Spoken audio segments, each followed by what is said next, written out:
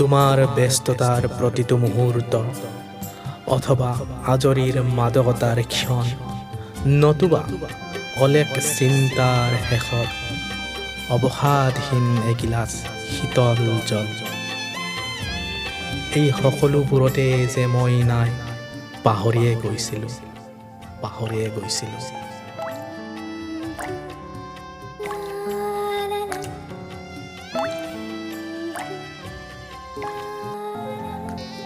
হুমুনিয়াহৰ দীঘল বাটটোৰে উঠি যায় আৰু এটি পুৰত বসন্ত।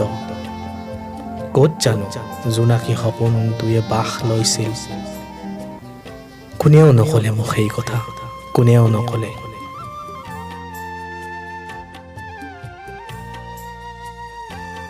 হঠাতে হাঁহিটোৱে নদীত জাপ দিলে।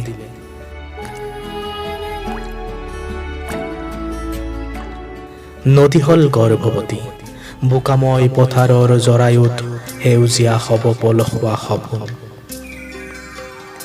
তুমিও হাঁহি দিলা আৰু তানপুৰাৰ সেই পুৰাতন সুৰটোত অৱগাহন কৰি কেতিয়া সিপাৰ পালা মই গমকে নেপালো।